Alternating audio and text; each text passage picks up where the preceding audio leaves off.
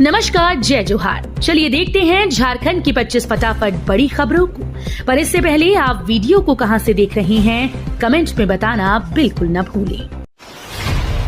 सरना धर्म कोड मामले पर कांग्रेस नेता ने भाजपा पर किया हमला। सरना धर्म कोड के मुद्दे पर कांग्रेस ने भाजपा के खिलाफ मोर्चा खोल दिया है। कांग्रेस प्रवक्ता सोनाल शांति ने कहा कि कांग्रेस एवं झामुमो पर आरोप लगाने से पहले भाजपा यह बताए कि वह अभी तक सरना धर्म कोड के मामले पर अपनी मंशा साफ क्यों नहीं कर रही है। प्रदेश कांग्रेस प्रवक्ता सोनाल शांति ने कहा कि भाजपा सरना धर्म कोड के मुद्दे पर गोल गोल बातें करके मुद्दे को सिरे से खारिज करना चाहती है।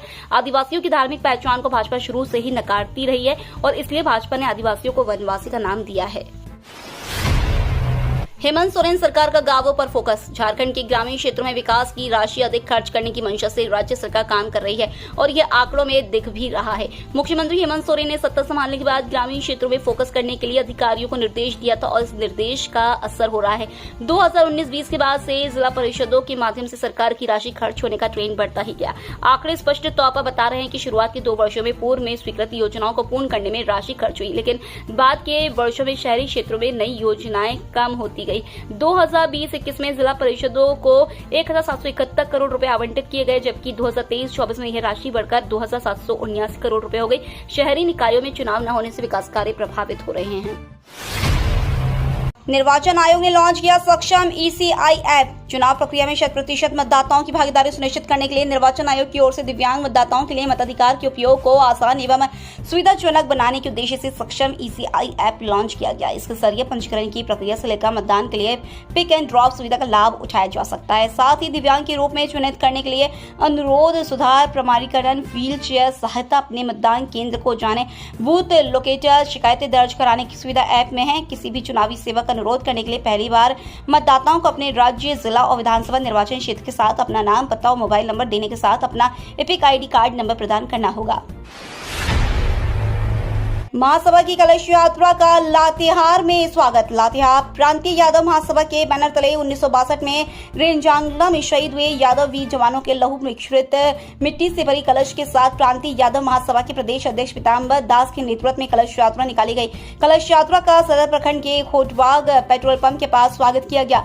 वहीं लोगों ने पुष्पांजलि अर्पित की। इसके कलश का भ्रमण कराया गया। कलश यात्रा में लोगों ने वीर शहीदों के सम्मान में अहीर रेजिमेंट की मांग और जातिगत जनगणना लातेहार जिला में OBC आरक्षण की मांग की। कार्यक्रम के माध्यम से लोगों से आगामी 18 नवंबर को दिल्ली के जनता मंतर में आयोजित यादव महाजुटान कार्यक्रम में शामिल होने की बात कही गई।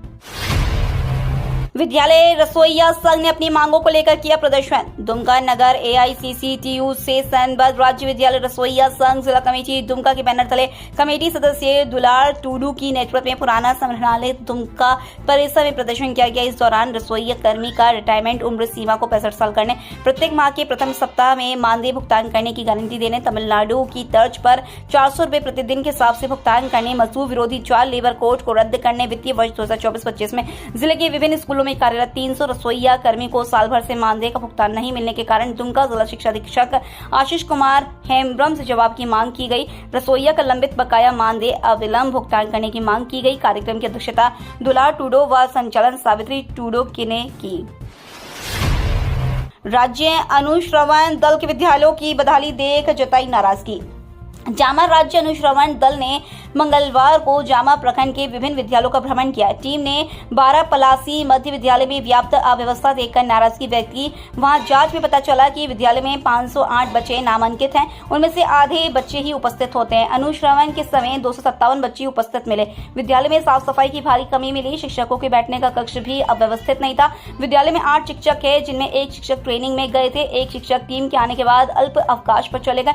कई बच्चे बिना पोशाक के विद्यालय आए थे। बच्चों ने मध्याह्न भोजन में बहुत दिनों से अंडा नहीं मिलने की शिकायत की।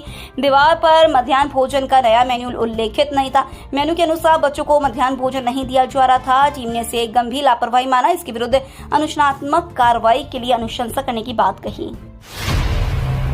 शिक्षा विभाग की बड़ी कार्रवाई, हटाए जाएंगे 38 सहायक अध्यापक। झारखंड के साहिबगंज में शिक्षा विभाग ने 38 सहायक अध्यापकों को हटाने का फैसला किया। इन शिक्षकों ने फर्जी घोषित संस्थानों से इंटरमीडिएट की डिग्री ली थी। विभाग ने स्पष्टीकरण के बाद ये कार्रवाई की है। शिक्षकों ने इस फैसले का विरोध किया और आंदोलन की चेतावनी दी है। प्रभावित शिक्षक विधायक बसंत सोरेन के आवास का घेराव करेंगे। सीएम स्कूल ऑफ एक्सीलेंस दर्जा प्राप्त विद्यालय मूलभूत सुविधा से वंचित। झारखंड में शिक्षा व्यवस्था को मजबूत करने के लिए झारखंड सरकार ने स्कूल ऑफ एक्सीलेंस की शुरुआत की, जिसमें यह तय किया गया कि स्कूलों को अपग्रेड किया जाएगा। ऐसे स्कूलों में पढ़ने वाले बच्चे उच्च शिक्षा के साथ साथ गुणवत्ता वाली शिक्षा प्राप्त कर सकेंगे। पूरे प्रदेश के साथ साथ देवघर जिले में भी कुछ स्कूलों को चिन्हित कर उन्हें स्कूल ऑफ एक्सीलेंस का दर्जा दिया गया। JAC board matric inter result का काउंटडाउन शुरू। जैक बोर्ड द्वारा आयोजित मैट्रिक इंटर रिजल्ट का काउंटडाउन शुरू हो गया है। मई के अंतिम सप्ताह में रिजल्ट जारी होने की संभावना है। जैक बोर्ड द्वारा इस साल आयोजित हुए मैट्रिक इंटर परीक्षा रिजल्ट की प्रतीक्षा कर रहे विद्यार्थियों के लिए खुशखबरी है। झारखंड एकेडमिक काउंसिल यानी जैक दोनों परीक्षा का रिजल्ट मई के 25 से 31 मई के बीच किसी भी दिन जारी कर देगा। मैट्रिक इंटर परीक्षा परिणाम को अंतिम रूप जैक के द्वारा दिया जा रहा है। संभावना यह है कि सीबीएसई की तरह दोनों परीक्षा का रिजल्ट एक ही दिन जारी हो। 22 मई को पीएम मोदी करेंगे गोविंदपुर रोड रेलवे स्टेशन का उद्घाटन। प्रधानमंत्री नरेंद्र मोदी कल 22 मई को झारखंड के खुंटी जिला स्थित गोविंदपुर रोड रेलवे स्टेशन सहित 103 अमृत भारत स्टेशनों का वीडियो कॉन्फ्रेंसिंग के माध्यम से उद्घाटन करेंगे। उसी दिन झारखंड के राजमहल और शंकरपुर रेलवे स्टेशन का भी प्रधानमंत्री उद्घाटन करेंगे। अमृत भारत स्टेशन योजना के तहत झारखंड के कुल 57 रेलवे स्टेशनों का विकास किया जा रहा है। लातेहार में अफीम और गांजा की अवैध खेती पर सख्ती, डीसी ने दे दिया यह आदेश। लातेहार में उपायुक्त उत्कर्ष गुप्ता ने अवैध अफीम की खेती पर कठोर कार्रवाई के आदेश दिए। उन्होंने मादक पदार्थों की तस्करी और सेवन पर नियंत्रण के लिए जागरूकता अभियान चलाने के निर्देश दिए। उपायुक्त ने बैठक में अनुपस्थित रहने वाले थाना प्रभारियों पर नाराजगी जताई और सभी अधिकारियों को जिला स्तरीय बैठकों में अनिवार्य रूप से उपस्थित रहने का निर्देश दिया। शराब घोटाला मामला, सीनियर आईएएस विनय कुमार चौबे को एसीबी ने किया गिरफ्तार। झारखंड के सीनियर आईएएस विनय कुमार चौबे को बड़ा झटका लगा है। एसीबी की टीम ने उन्हें शराब घोटाला मामले में गिरफ्तार कर लिया है। मंगलवार सुबह एसीबी की एक टीम तत्कालीन उत्पाद सचिव विनय कुमार चौबे के आवास पहुंची और उन्हें गाड़ी में बिठाकर एसीबी ऑफिस लाया गया। फिर शुरू हुआ पूछताछ का सिलसिला। शाम होने से पहले पूर्व संयुक्त उत्पाद आयुक्त गजेंद्र सिंह को भी पूछताछ के लिए बुला लिया गया। इसी बीच मेडिकल टीम के एसीबी दफ्तर पहुंचने से साफ हो गया था कि कोई बड़ी कार्रवाई होने जा रही है। शाम 4:30 बजे के करीब इस रहस्य पर से पर्दा तब उड़ गया जब एसीबी की टीम विनय कुमार चौबे को लेकर कोच के लिए रवाना हो गई। चतरा के कटिया गांव में लहराया जल संकट, दूषित पानी पीने से बड़ा बीमारियों का खतरा। झारखंड में भीषण गर्मी जारी है, पारा लगातार चढ़ रहा है, जिसके चलते विभिन्न क्षेत्रों में पेयजल यानी पानी का संकट गहराता जा रहा है। चतरा के लावरलौम प्रखंड के अंतर्गत कटिया कचल टोला में पानी की समस्या ने ग्रामीणों की जिंदगी को मुश्किल में डाल दिया है। भीषण गर्मी के दौर में जहां हर तरफ जल संकट हावी है, दूसरी ओर कटिया गांव के लोग न केवल पीने के लिए स्वच्छ पानी से वंचित है, बल्कि नहाने, खाना बनाने और बर्तन धोने जैसे दैनिक कार्यों के लिए भी नदी और चूहा में मौजूद दूषित पानी पर निर्भर है। यह स्थिति न केवल ग्रामीणों के स्वास्थ्य के लिए खतरा है, बल्कि यह भी दर्शाती है कि सरकार की महत्वाकांक्षी जल जीवन मिशन योजना इस क्षेत्र में कितनी विफल रही है।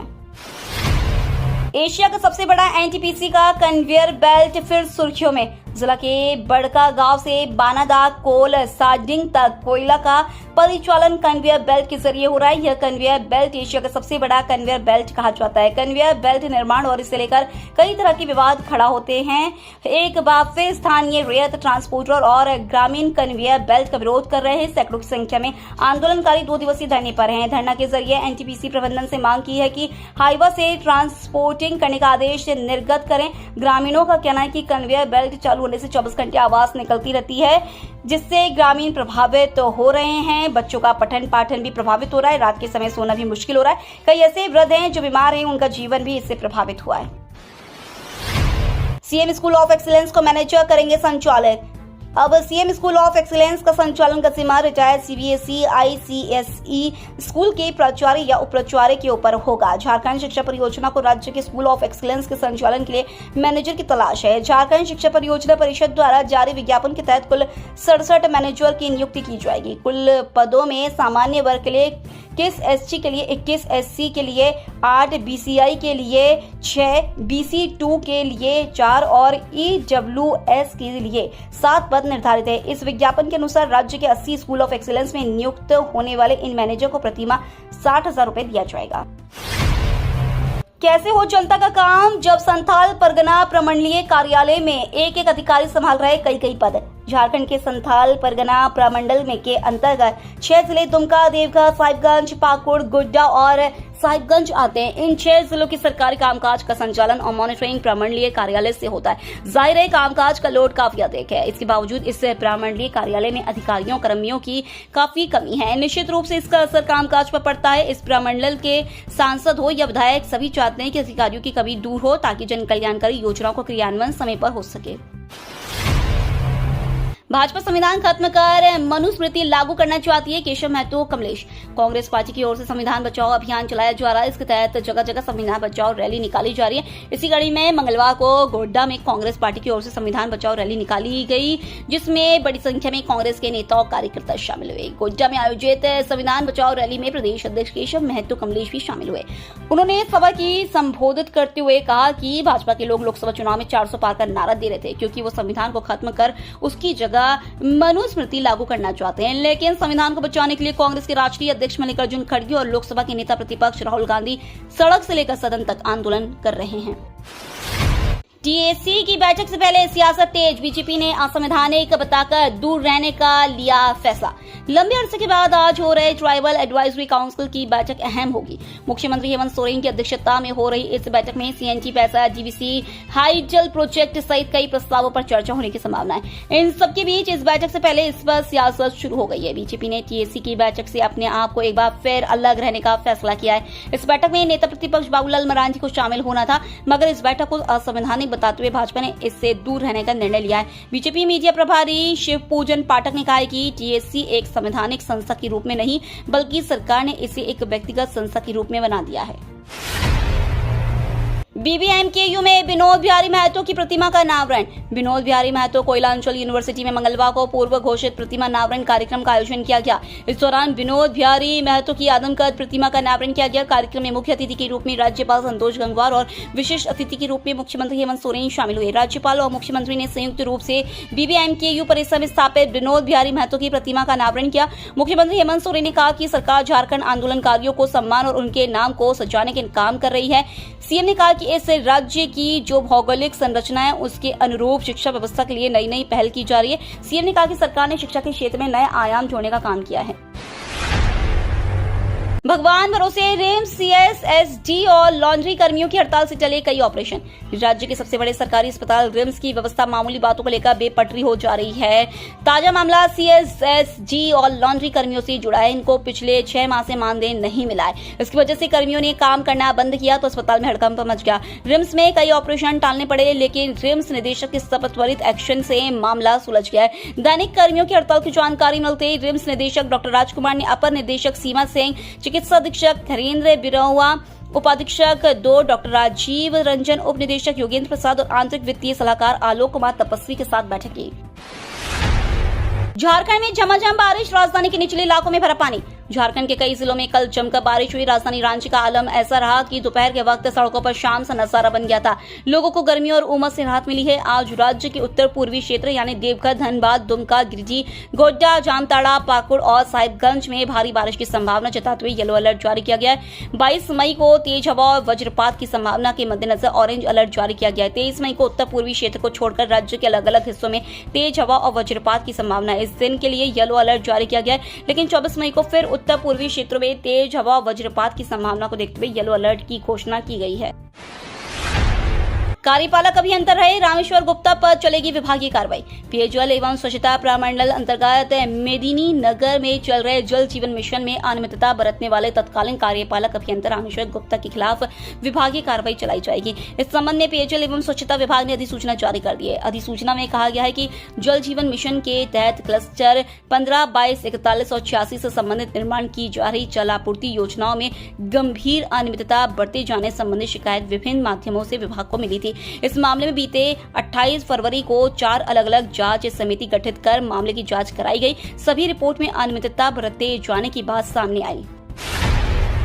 लंबित कांडों में तेजी से अनुसंधान कर जल्द करे निष्पादित। आईजी अखिलेश झा ने मंगलवार को पुलिस भवन के सभागार में जिले के पुलिस अधिकारियों के साथ महत्वपूर्ण बैठक की। मौके पर उन्होंने न्यायालय से संबंधित कार्यों, नक्सल संबंधित कांड, एनडीपीएस से संबंधित मामले, महिला एवं पॉस्को से संबंधित मामले एवं 4 वर्ष से अधिक समय से लंबित सभी कांडों का विशेष रूप से समीक्षा की। साथ ही कई महत्वपूर्ण दिशा निर्देश भी दिए। इस अवसर पर आईजी ने जेल से छूटे नक्सलियों एवं पुराने आदतन अपराधियों का नियमित रूप से सत्यापन करने का निर्देश दिया।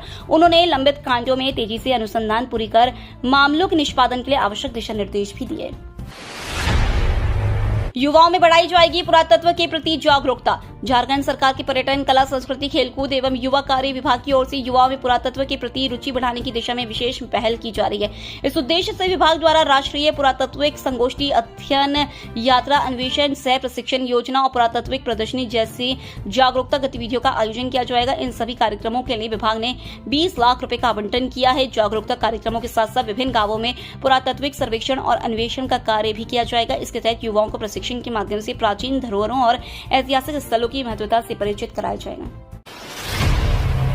हांगकांग, सिंगापुर, चीन और थाईलैंड के बाद भारत में भी लौटा कोविड-19।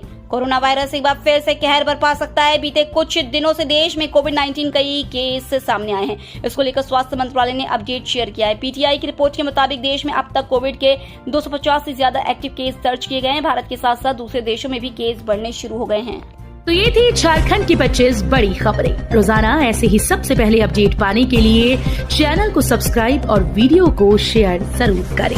धन्यवाद।